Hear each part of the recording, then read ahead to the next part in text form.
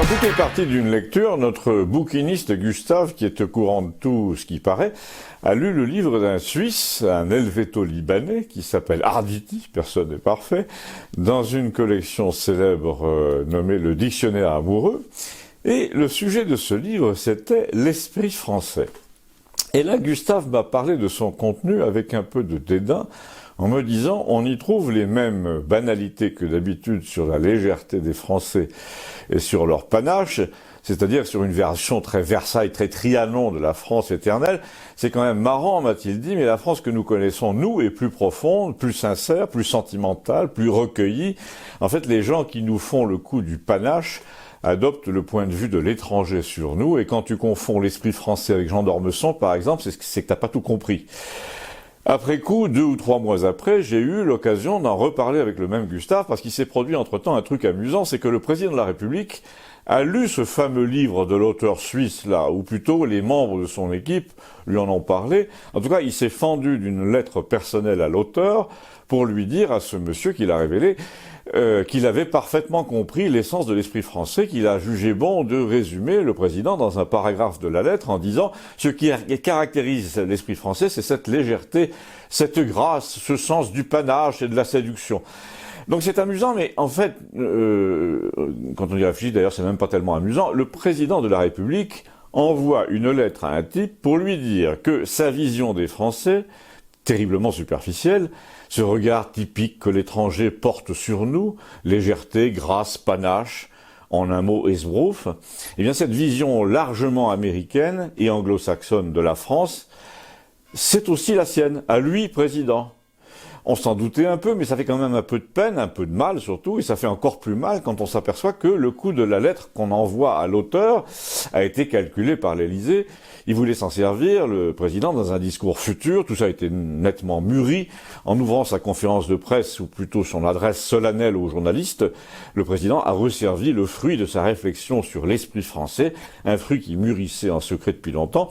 Il nous a invités tous solennellement à donner le meilleur de nous-mêmes, a-t-il dit, pour entretenir ce que j'appellerais, a-t-il dit encore, l'art d'être français. C'est-à-dire un attachement particulier à notre langue et à notre culture. On voit déjà là qu'il généralise le propos pour le rendre un peu plus acceptable aux gens qui viennent d'arriver du Bénin et qui se reconnaissent assez peu dans le panache à la française. Mais on ne peut pas oublier les termes de la lettre qui reprennent ce que les autres peuples pensent des Français, notamment à cause des films américains. Le Français est superficiel, frondeur, il n'en fait qu'à sa tête, mais en fait il n'a pas de tête du tout et son orgueil le mènera à commettre de terribles erreurs de jugement. Alors c'est là que je réintroduis mon ami Gustave qui a résumé le truc quand on a reparlé de tout ça, en me disant, en fait tu mélanges Sarkozy, Lucchini, d'Ormesson et t'as tout ce qu'un Américain bas de gamme veut voir de la France. Ça fait quand même un peu de peine de voir que le président de la République française obéit à nos maîtres, jusque dans sa façon de voir le pays. Quand t'as un peu lu, tu t'aperçois que la France, c'est d'abord un génie presque génétique, mais ça, il peut pas le dire. S'il avait été président et pas dire comme il aurait dit, chez nous, il naît des ingénieurs, des idées de génie tous les jours. Ça fait 2000 ans que la France sait résister et inventer, qu'elle repense le monde en permanence, qu'elle invente des procédés qui sont exploités par d'autres, qu'elle fabrique des talents qui sont acheté par d'autres, qu'elle a l'esprit de découverte avant l'esprit marchand, qu'elle sait dire non quand ça va trop loin, et qu'elle sait aller très loin quand il faut dire non, qu'elle honore les gens austères et profonds, et pas seulement LVMH, qu'elle a fait de l'abbé Pierre le personnage le plus populaire du pays pendant 20 ans. Mais imagine, m'a dit Gustave, que Macron ait compris tout ça, et où veulent en venir les gilets jaunes, il aurait compris que c'est ça l'esprit français, c'est le désir de rendre du sens à un jeu qui n'est plus fait ni pour l'homme ni pour la nature, et de délivrer ce message au reste de la Terre. C'est pas pour rien que les peuples du monde aiment les Misérables et Notre-Dame de Paris.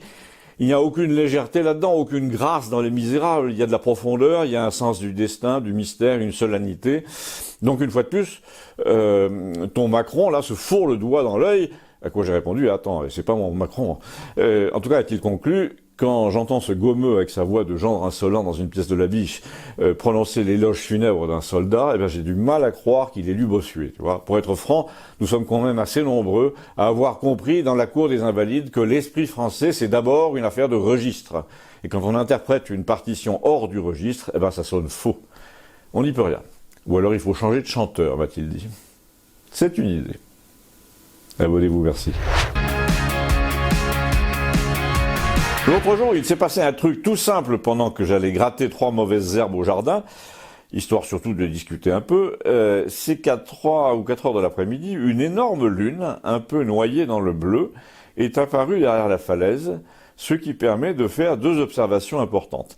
La première paraît banale, mais quand vous y réfléchissez, elle est essentielle, c'est que les gens sur la Terre se divisent en 2 catégories.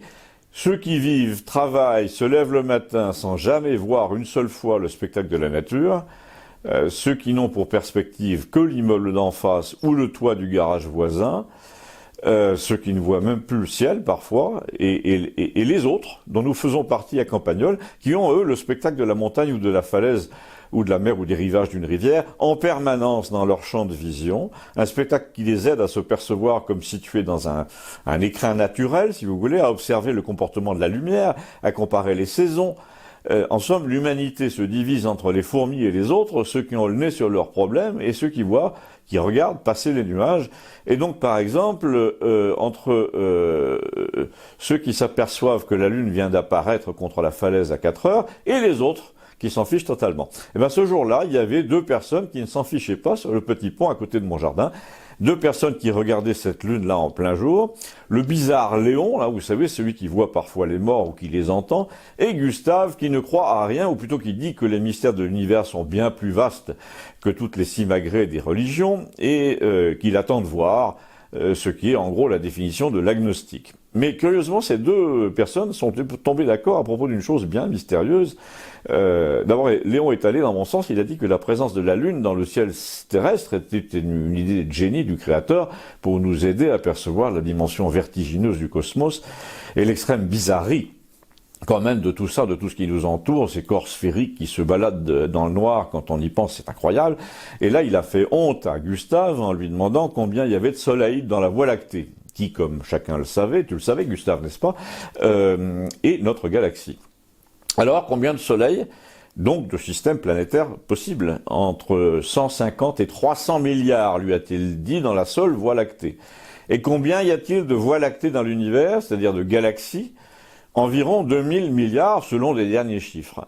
Moi, a dit Gustave, j'ai pas envie de savoir ça, je me contente très bien de la Lune, c'est à portée de moi, c'est la porte à côté, la preuve, et puis elle bouge pas très vite, on peut pas dire, on a le temps de regarder. Oui, oui, a dit Léon, parce que je sais pas si tu sais qu'en ce moment, nous sommes en train de nous déplacer autour du Soleil à 100 000 km/h, et que le Soleil se déplace dans la galaxie à 800 000 km/h, et que la galaxie se déplace elle-même à 400 000 km/h vers les autres galaxies voisines, qu'elles toucheront peut-être dans 4 milliards d'années. Alors Gustave a dit, évidemment, ça laisse le temps de voir, et il a ajouté, le plus curieux avec toutes ces vitesses accumulées, c'est qu'il n'y a pas un pet de vent aujourd'hui. On entendait juste le bruit du ruisseau, le moteur lointain d'une tronçonneuse, et c'est là que Gustave, notre complotiste bien informé, nous a fait son numéro. Il est revenu à la Lune, et il a dit, en tout cas en ce moment, on peut dire que ça galope dur pour aller planter des piquets sur la Lune. Les Russes, les Américains, les Chinois, même les Indiens, tout le monde veut son jardin sur la Lune, et il ne va pas me dire que c'est pour aller voir le paysage. Ah bon, je lui ai demandé, et c'est pourquoi alors? Pour amuser le peuple, on dit que c'est pour faire du peuplement en cas de pépin sur la Terre, ou pour envoyer plus facilement des missions sur Mars, parce qu'il paraît qu'on peut fabriquer du carburant en prenant l'eau sur place. Alors je lui ai dit, mais c'est pourquoi selon toi? Réfléchis, m'a-t-il dit, les missions sur la Lune se sont arrêtées il y a 30 ans parce qu'elles coûtaient trop cher. Et là, je dis donc si ça reprend, c'est que ça coûte moins cher? Bien mieux que ça, il m'a dit, ça va rapporter du pognon. De toute façon, tout ce qu'on fait aujourd'hui n'a plus que ce but-là. Et là, tu te demandes en quoi le fait d'aller sur la Lune peut rapporter du pognon, me dit-il. Eh bien, parce qu'on y trouve des terres rares, des métaux rares pour l'électronique, mais surtout de l'hélium-3 qui n'existe pas sur Terre et qui permet de fabriquer de l'énergie nucléaire propre par fusion. Parce que je ne sais pas si vous savez, mais votre Renault Clio, là, et même votre voiture électrique, dans 30 ans, c'est foutu. Dans 30 ans, c'est foutu pour nous aussi, je fais observer, et c'est là que nous avons eu droit à la totale. Léon a dit, il ne faut pas croire que les gens qui finissent au cimetière finissent tout court. Le destin de la planète les concerne éternellement. Ils sont le produit d'1 million d'hommes, ils sont les cousins ou les pères d'1 million d'autres hommes, et quand nous serons tous dans la coulisse éternelle, nous verrons peut-être la scène à l'envers, mais nous pourrons toujours regarder la pièce. Bon, alors là, moi j'ai dit qu'il fallait que j'arrose mon jardin, mais j'y ai quand même repensé depuis, comme on dit. Abonnez-vous, merci. En Languedoc, la chose est connue, nous avons une maladie du bois qui décime les platanes, notamment dans la zone du canal du Midi, et qui, curieusement, est arrivée en Europe par le biais des caisses de munitions en bois frais qui avaient pris le bateau aux États-Unis pendant la guerre pour arriver à Marseille. La mondialisation est donc une catastrophe depuis très longtemps, comme le savent d'ailleurs les aborigènes d'Australie, les Indiens d'Amérique, ou ce qu'il en reste, et comme le savent aussi les abeilles chez nous. Et je ne parle pas de Monsanto, mais du frelon asiatique qui coupe la tête des abeilles, vous savez, à grande échelle chez nous et qui fait le désespoir des propriétaires de ruches. Alors vous allez me dire, c'est ridicule, c'est une loi de la nature, les frontières n'existent pas pour les espèces, pour les matières, pour les procédés, pour les modes non plus. Songez aux chinoiseries, par exemple, qui ornaient les cours d'Europe au XVIIIe, songez aux objets sculptés en ivoire, etc. Oui, mais on peut et on doit objecter que pendant des millénaires, les frelons ne prenaient pas l'avion, et le virus de l'Ebola ne se retrouvait pas à Paris ou à Londres en 24 heures, les terres rares ne prenaient pas la direction de la Chine par containers entiers. Alors on va me dire, où voulez-vous en venir et en quoi votre coin de Campagnol là est-il concerné ? Alors je vais vous résumer au moyen d'une parabole. Il se trouve qu'au nord du département, ici, nous sommes carrément dans une zone un peu plus tempérée, pour ne pas dire plus froide, et qu'il y a de belles forêts. Il se trouve aussi que, comme partout, on a vu se développer près des villes moyennes, comme la nôtre, des centres commerciaux, un peu même nettement surdimensionnés, avec plusieurs magasins qui vendent du design bas de gamme et des meubles pas chers, un peu trop blonds, un peu trop clairs. Vous allez me dire quel est le rapport ? Eh bien, vous allez voir, vous entrez dans l'un de ces magasins, et là, puisque nous sommes dans un pays encore assez paysan, vous observez une scène assez banale, un couple de jeunes retraités, bien traditionnels, lui avec une casquette et une veste sans forme sur des épaules énormes, elle en robe bleu marine, et vous les regardez acheter. Acheter quoi ? Une table et des chaises de salle à manger en chêne, un peu trop blond le chêne, mais ça a l'air solide, et bien de chez nous, c'est un ensemble de salles à manger comme on en voit partout entre Rodez et Toulouse, c'est fait pour durer des générations, etc. Oui, mais est-ce que c'est fait chez nous ? Demande le type à la casquette. Et là, je ralentis mon pas dans l'allée pour entendre la réponse, un peu trop rapide la réponse, celle du vendeur. Oui, c'est du chêne français, c'est marqué là. Et la réponse a paru satisfaire notre couple qui s'est dit, si c'est du chêne français, c'est pas cher, et si c'est du chêne français, c'est encore mieux. Or, le hasard, qui fait toujours ce genre de choses, m'a placé le lendemain même devant un documentaire qui traitait sur Internet et sur France 2 de cette question et qui expliquait la relative gêne du vendeur. Oui, c'est bien du chêne français, mais victime de la mondialisation, comme nous le sommes tous, comme l'est ce couple d'acheteurs, parce que ce bois de chêne est parti en Chine pour être transformé là-bas en salle à manger par des ouvriers payés 100 € par mois, et pour revenir dans les enseignes pas chères françaises, tuer les rares menuiseries qui subsistent. Mais c'est scandaleux, allez-vous me dire. Eh bien oui, je vous le dis, mais qu'est-ce qu'on peut faire, allez-vous me dire encore ?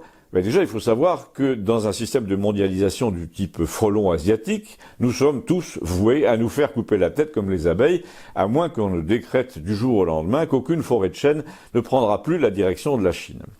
Et c'est là que vous vous demandez pourquoi une telle mesure ne sera même jamais discutée au Parlement. Eh bien c'est simple, c'est parce que le prix du bois de chêne a décuplé en 10 ans. Et les propriétaires de forêts commencent à s'enrichir vraiment, c'est-à-dire qu'ils ont maintenant leur lobby, leurs députés favorables à ce commerce détestable. Et vous vous doutez bien que ces députés qui trouvent normal que le chêne français prenne le bateau pour être travaillé en Chine, pour revenir par bateau, pour être vendu ensuite 2 fois moins cher sous forme de table et de chaises, eh bien ce ne sont ni des députés mélenchoniens, ni des députés marinistes, donc il est impératif de retrouver les députés qui laissent faire ça, qui laissent passer ça, qui disent après nous le déluge, qui vous parlent de repli à tout bout de champ, qui laissent vendre les aéroports, et il est urgent de publier leurs noms, de révéler les conséquences de leur vote, il est urgent de dire avec qui et pourquoi ils ont déjeuné le mois dernier, il est urgent d'envoyer des enquêteurs privés sur les lieux où l'on découpe les chaînes pluricentenaires pour les envoyer en Chine, de pénétrer les zones portuaires où on charge ce bois, celles où on voit arriver ensuite les salles à manger, mais, et c'est là que j'attire votre attention sur la perversité du système, une loi est en train d'essayer de faire punir ceux qui attirent l'attention sur des anomalies de ce genre quand cette alerte est de nature à nuire au chiffre d'affaires d'une entreprise. Eh bien, raison de plus pour gagner cette course avant. Abonnez-vous, merci. C'est le patron d'une grosse scierie, menuiserie de la région que j'ai rencontré l'autre jour en pleine campagne avec mon chien, près de chez lui, à la sortie d'un gros village sur la route d'Albi. Au début, j'ignorais qui il était, mais il m'a dit très simplement qui il était. Sa carte de visite était en quelque sorte inscrite dans le paysage. Ces installations étaient assez vastes pour être connues de tout le monde. Eh bien, il fait partie, ce monsieur dont je vous parle, de cette génération qui ne se plaignait de rien, mais qui travaillait très dur dès l'âge de 10 ou 12 ans. Donc, dans une génération favorable aux entrepreneurs, quand même, celle de l'après-guerre, il avait fondé ce petit empire régional. Il avait connu un peu tous les entrepreneurs de son rang, puis peu à peu il s'était flatté de les connaître en soulignant qu'il était lui resté bien modeste en comparaison d'un Pierre Fabre par exemple. Tout ça pour dire qu'il était finalement retraité, là, heureux, alors que la plupart de ceux qui avaient fondé leur véritable empire de renommée mondiale, comme Fabre, celui des laboratoires dont je vous reparlerai plus tard, étaient morts. Ensuite, il m'a parlé de ses fils qui avaient repris son affaire et qui vivaient le portable à la main. Et là, j'ai perçu comme une espèce de nostalgie. Ils habitaient tous, ces enfants, dans des maisons qu'on voyait après la rivière. Ils travaillaient tout le temps. L'affaire, évidemment, avait doublé pratiquement sous leur influence, mais le travail n'était plus le même qu'avant. À un moment, il m'a arrêté, comme le font souvent ces vieux messieurs, pour souligner quelque chose d'important, comme en confidence, et puis pour me poser la main sur l'avant-bras en me regardant par-dessus ses lunettes d'un air de dire « je ne suis pas sûr que vous allez comprendre ce que je vous explique ». Parce qu'en gros, sa thèse, c'était qu'il fallait pas se faire du souci pour rien. Et que même les sujets de tracas les plus importants ne valaient pas de perdre une heure de sommeil, surtout à nos âges, a-t-il dit, mais il a ajouté « vous êtes jeune encore ». Et en effet, quand même, il avait 20 ans de plus que moi. Et il est parti dans des digressions infinies en me disant que lorsqu'il voyait des débats à la télévision, il ne comprenait pas que tous ces gens ne puissent pas décrocher assez pour s'apercevoir qu'une fois au cimetière, eh bien tout ça n'avait plus aucune importance. Il m'a dit, je regardais une discussion sur les transsexuels, les différences hommes-femmes, tout ça, et au fond, qu'est-ce qu'on en a à foutre quand on est devenu un squelette? Je ne sais pas si vous êtes croyant, m'a-t-il dit, mais moi je le suis énormément. Alors là, le mot m'a frappé, puisqu'il croyait donc énormément en Dieu. Je ne sais pas si c'est possible, mais j'ai trouvé ça assez joli. Et dans son raisonnement plein de sagesse, je sentais malgré tout qu'il bouillait intérieurement encore sur certains sujets, et de temps à autre, sa conversation faisait allusion à des choses qui auraient pu lui ôter le sommeil, s'il n'avait pas été aussi philosophe, à quoi j'ai compris qu'il ne dormait pas si bien que ça au fond, mais c'était pas qu'il doutait du bon Dieu, non, c'était qu'il ne pouvait pas blairer le maire de l'endroit où il vivait et où il travaillait. Je m'apprêtais à lui demander pourquoi, et ben il m'a montré ça immédiatement en me disant « regardez bien ce camion-là ». Nous étions sur une sorte de petit pont après lequel il y avait une départementale qui faisait un coude assez loin, et c'était le chemin qu'empruntaient les visiteurs des menuiseries. Ils quittaient une sorte de route à 2 fois 2 voies, s'éloignaient en perpendiculaire sur 300 mètres, revenaient derrière les bâtiments. Seulement voilà, c'est pourquoi il me demandait de regarder ce camion, les plus gros semi-remorques qui se présentaient ne pouvaient pas prendre le virage là-bas, donc ils étaient obligés de se présenter devant les bâtiments en remontant la route à 110 à contresens sur 30 ou 40 mètres avant de tourner. C'était effectivement très dangereux. Il m'a dit, je vis moi dans la hantise de l'accident, mon fils dit que j'ai braqué le maire, ce qui est possible, il m'a dit qu'il allait régler ça à ma place, mais il y a 3 ans déjà, et puis le maire n'a pas bougé. On dirait qu'il fait exprès de refuser les travaux d'aménagement du virage là-bas, juste pour m'emmerder. Alors je connaissais la réputation de ce maire et forcé de constater que c'était tout à fait dans son genre. L'entreprise versait pourtant à la commune dans les 16 000 euros de foncier chaque année, mais comme le maire était d'une vieille famille communiste, l'attitude générale à l'égard du gars du pays qui a fait fortune, c'était ça lui fera les pieds. Sauf que là, il faut quand même prévoir qu'un jour ou l'autre, une famille entière va s'encastrer sous l'un des camions, c'est déjà écrit, et les avocats vont se battre pendant 10 ans pour savoir qui avait raison.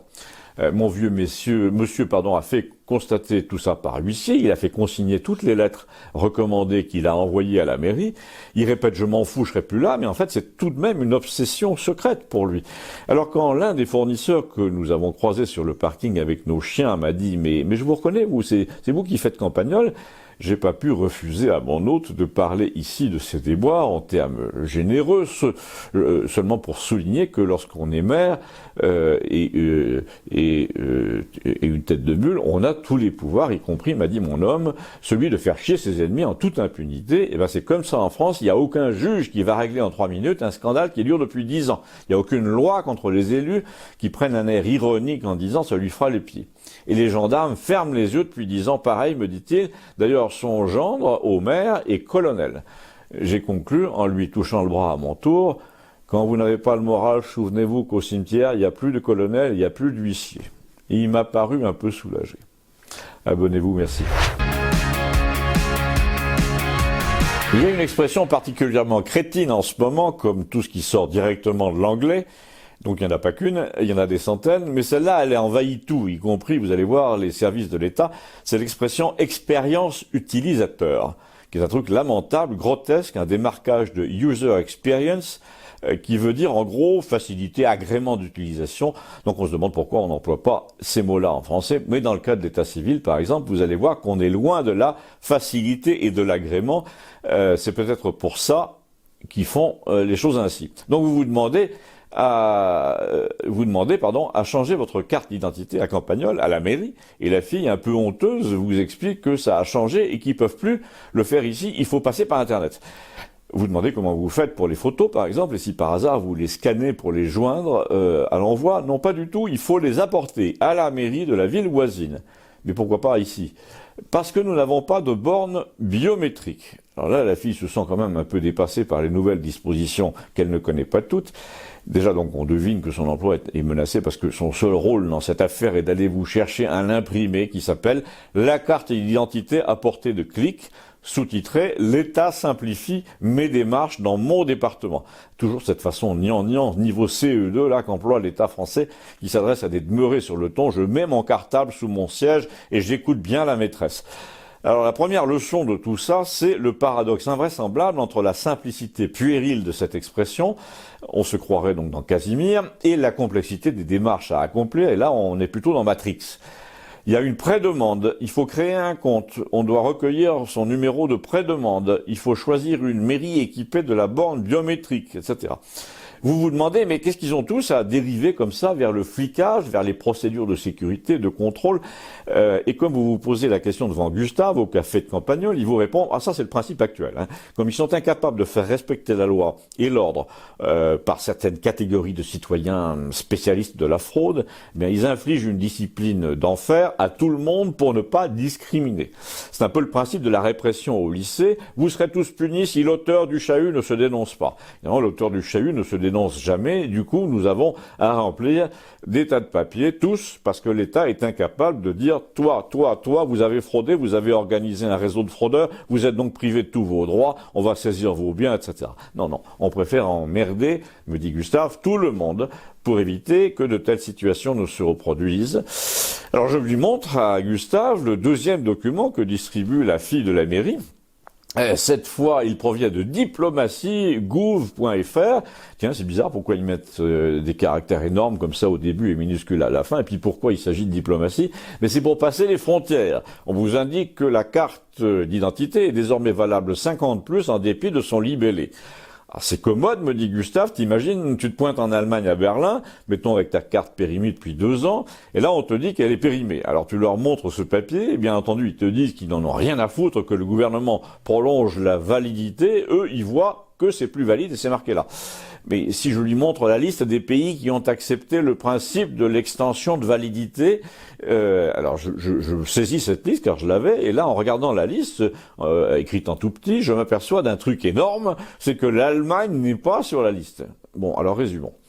Complètement dépassée par sa propre politique d'immigration, la France complique énormément les règles pour obtenir des papiers afin qu'ils soient moins faciles à falsifier. Ensuite, complètement dépassée encore par sa propre politique de renouvellement trop optimiste des papiers. Elle ne peut pas suivre la règle des 10 ans qu'elle s'est imposée. Ensuite, elle essaye de faire endosser ses erreurs par ses partenaires européens, dont le plus gros n'est pas d'accord, et pour cause, car s'il y a fraude à la nationalité française, on peut retrouver ces gens-là en Allemagne sur le marché du travail à cause de Schengen. Donc, la France est visiblement un maillon faible dans le contrôle, puisque les autres pays s'en méfient pour la plupart. Allemagne, Autriche, Chypre, Danemark, Espagne, Estonie, Finlande, Irlande, Pays-Bas, Pologne, Portugal, Roumanie, Royaume-Uni, Slovaquie, Suède n'ont pas dit qu'ils acceptaient de considérer votre carte d'identité comme valide quand elle ne l'est plus.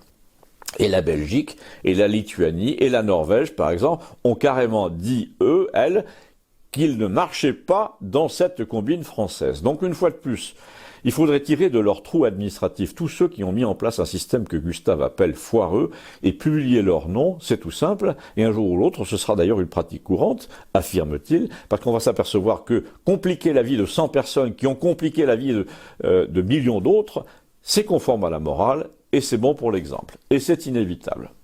Mais on est impatient de le voir. Abonnez-vous, merci.